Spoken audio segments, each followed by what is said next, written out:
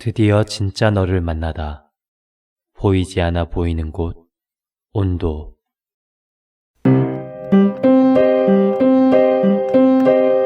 구독 날아든다. 온갖 좋아요가 날아든다. 도와주십시오.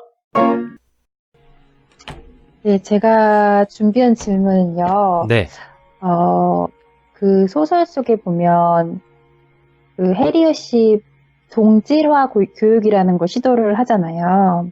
네네, 동질화 교육이라고 해서 네, 벤의 행동을 자제하기 위해서 그 요양소에서의 기억을 자꾸 상기시키는 장면이 이제 묘사가 돼요. 네, 예, 그 부분 네, 대해서 얘기를 좀 해보고 싶은데요. 네. 예, 그래서 그거에 대해서 어떻게 생각하셨는지 우선 궁금하고, 그것이 최선의 방법이었다고 생각하는지, 그리고 그게 아. 아니라면 어떤 방법으로, 벤을 대했어야 된다고 생각을 하는 어떤 방법을 벤에게 사용했었어야 된다고 생각하는지 궁금하거든요. 아, 네. 그 공포를, 매개로 공포를 다시 각인을 시키는 거죠. 요양소에서. 그렇죠. 그랬죠. 요양소. 예. 그러면 또 지영님의 의견을 안 들어보고 갈 수가 없겠죠. 아, 네. 제가 먼저 얘기할까요? 네, 어떻게 생각하십니까? 우선 저는 이제 그 동질화 교육이라는 것도 생각을 많이 해보게 되더라고요. 네. 그거를 이렇게 결국 강요하는 거잖아요. 그래서 네. 벤이 보면 되게 공포스러워하는 걸 볼 수가 있어요. 근데 이것도 그 소설에서 저자가 얘기하고 싶었던 것 중에 하나가 아닐까 했던 게 이제 그런 집단적인 가치에 대해서 좀 거리를 두는 그런 시선을 가졌잖아요, 그 작가가. 네. 그래서 자꾸 동질화 시키려는 그런 해리엇의 교육 자체에 대해서 우선 그 단어를 제가 봤을 때 그런 생각이 들었고요. 네. 왜냐면 그걸 통해서 해리엇과 벤의 관계가 제가 봤을 때는 오히려 더 악화가 됐다고 생각을 하거든요. 그 소설을 보면 해리엇하고 벤의 관계에 점점 초점을 맞추는데, 네. 그리고 해리엇만이 벤을 케어하는 존재인데도 불구하고 해리엇과 벤은 결코 가까워지질 않아요. 네. 소설을 보면. 네. 근데 그게 그 해리엇이 그런 방법을 취했기 때문이 아닐까라는 생각을 해보거든요.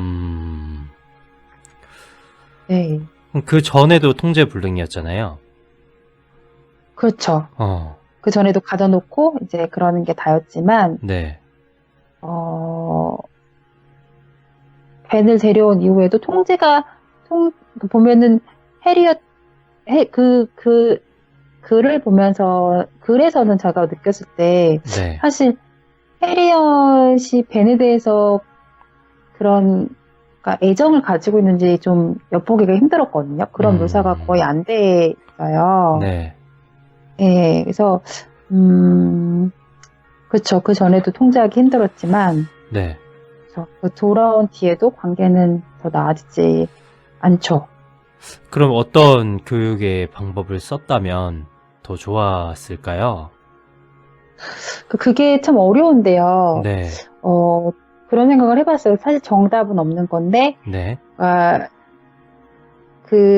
벤이 다르다는 거를 인정하면서, 그걸 조금 포용해줄 수 있었다면, 해리엇이 엄마로서, 네.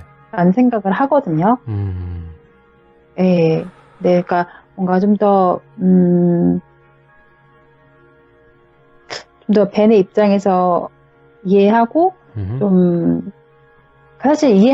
사실 그때 보면은 계속 해리엇이 얘기를 해요. 도대체 벤이 무슨 생각을 하는지 알 수가 없다고. 네네. 그러니까 되게 힘들었을 거란 생각은 드는데, 그런 동질화 교육이 결코 그 관계를 뭔가 바꿔주는데 도움이 되지 않았을 것 같고요. 예. 좀 인내심을 가지고, 벤이 정말 원하는 거, 벤에게 필요한 거를 좀 더 엄마로서 찾아줬어야 하는 건 아닌가라는 생각을 해봤습니다. 좋습니다. 그럼 이쯤에서 정민님 이야기 한번 네. 들어볼까요? 네, 정민님. 네, 네, 부탁드립니다. 네. 저는 그 동질화 교육이라고 말하는, 그러니까 예전에 안 좋았던 경험을 자꾸 상기시켜서 네, 그래서 말을 듣게 만드는 거잖아요. 네, 너 잘못하면 또 그렇게 된다. 약간 이런 협박 아닌 협박이라고 생각이 드는데, 네, 저는 그냥 교육에 있어서로 봤을 때는 그거는 그렇게 좋은 방법이라고 생각이 되지는 않아요. 네, 대신에 해리엇도 이제 음흠, 그런 벤을 정확하게 교육을 할 수 있는 방법에 대해서 잘 모르고 있었던 것 같다는 생각이 듭니다. 그런데 또 어느 정도 이해는 되는 게, 여기에서 벤의 태도를 보면 통제가 안 되죠. 네, 어, 상식선에서 어, 너무 벗어나는 행동을 많이 해서 네, 그런 상황이라면 해리어처럼 그런 행동을 하게 될 가능성이 많다는 생각을 하기는 했어요. 근데 어쨌든 예전에 있었던 그런 공포, 그런 트라우마 같은 거를 다시 그 기억을 자꾸 떠올리게 하는 거는 결코 좋은 교육과는 아니라고 생각이 들고요. 네. 그러면 어떤 교육을 네. 했으면 좋을까요? 이 벤과 해리엇의 상황에서는 저는 벤의 그런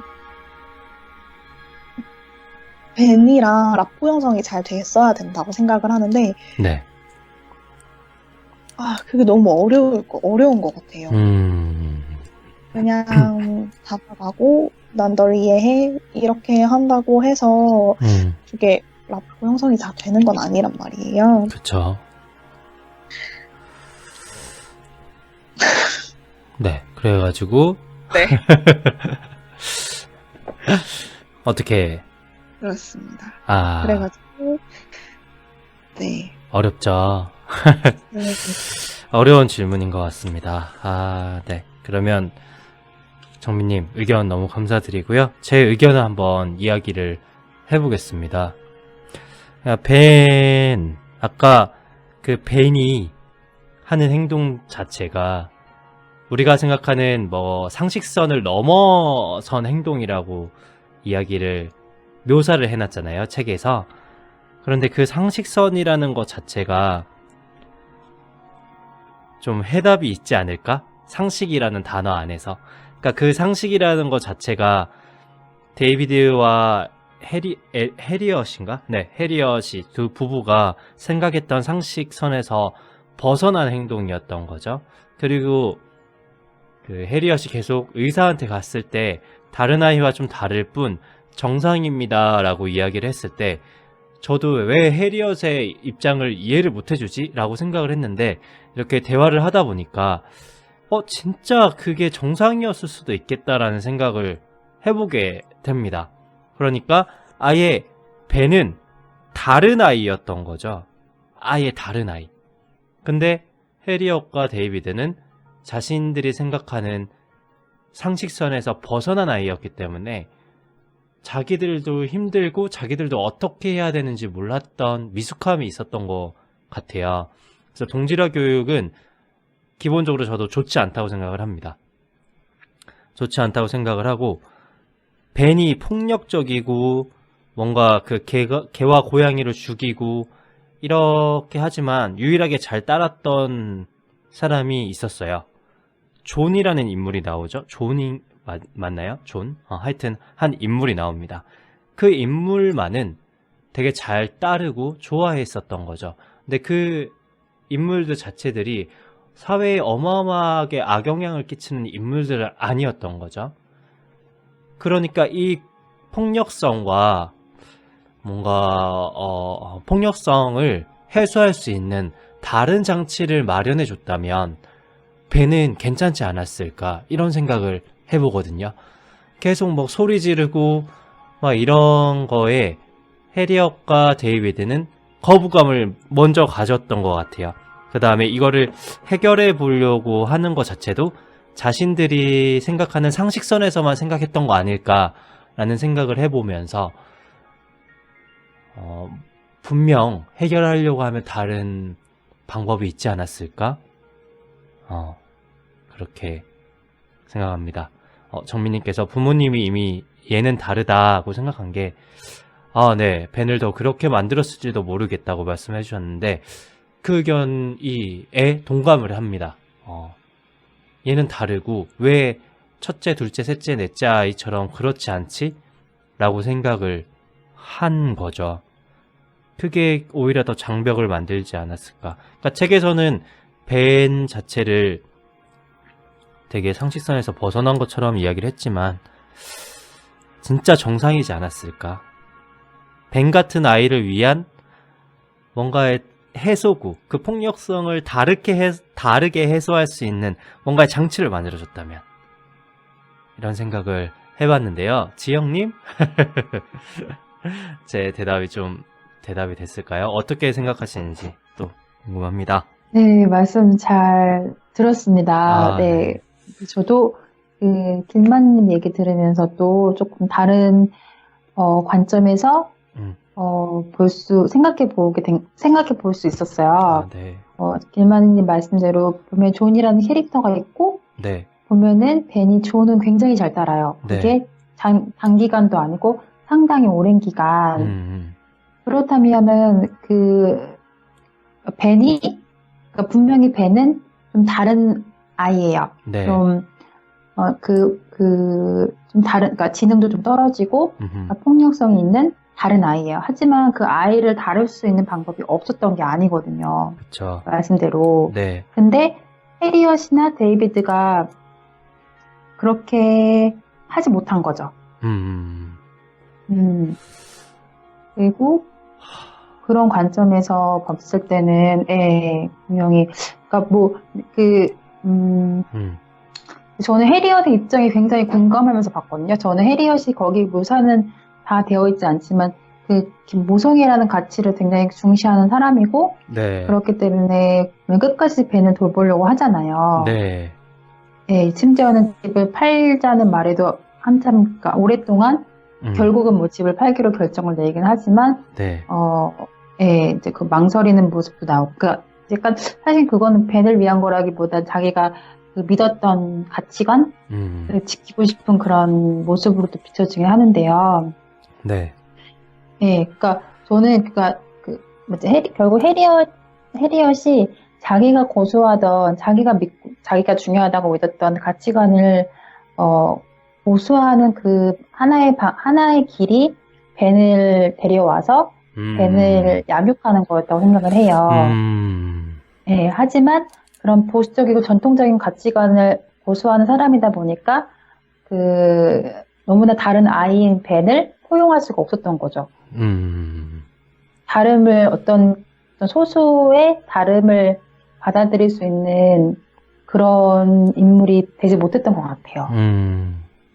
그런 생각이 드네요. 네, 지영님 말씀 들으니까 이 책을 읽을 때 해리엇이 한 행동들이 벤을 위한 행동들이 아예 없었을 수도 있겠다라는 생각을 좀 해보거든요.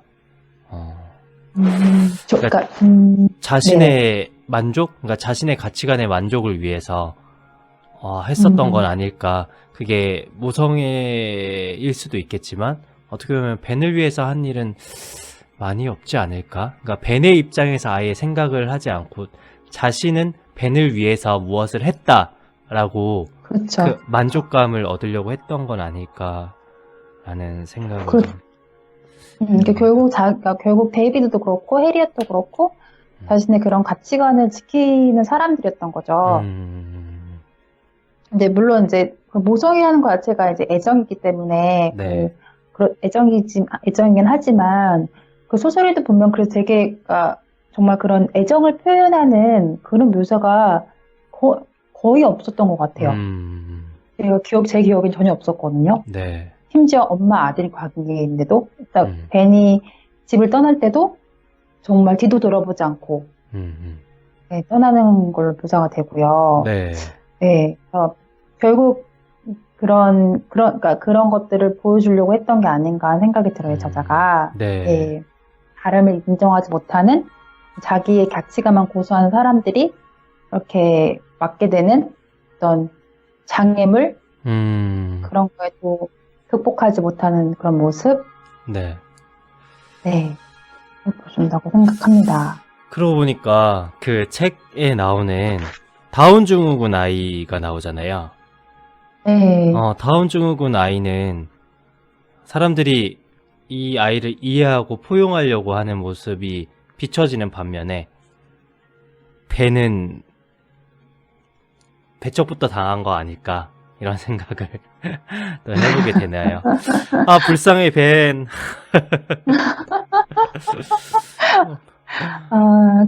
근데 그 작품에서를 보면 벤이 그러니까 뭐랄까요? 그러니까 벤은 분명히 이제 평범하지 않았던 건 분명해요. 정상은 아니었던 것 같아요. 왜냐면 그 뒤에 이제 막 해리엇이 얘가 어떤 정말 그 세계를 좀 안 좋은 방향으로 몰고 가는 어떤 그런 거대한 세력이 되지 않을까 하는 염려를 하는데 네. 작품 해설을 보면 그 이 후편의 얘기가 있다고 해요. 네네. 그래서 이 후편에서 그 벤이 사실은 지능이 모자르고 그러니까 힘만 세기 때문에 다른 사람들한테 이용당하고 착취당하는 그런 과정이 그려진다고 해요. 헤이엇이 생각했던 거랑은 달리 예, 그런 모습이 그려진다고 하는데 네. 아까 제가 불쌍한 벤이라고 했었잖아요. 네. 근데 그 책에서도 벤이 스스로 자기한테 불쌍한 벤이라고 하잖아요. 네, 그쵸. 그 생각이 나면서 약간 소름이 돋았었습니다.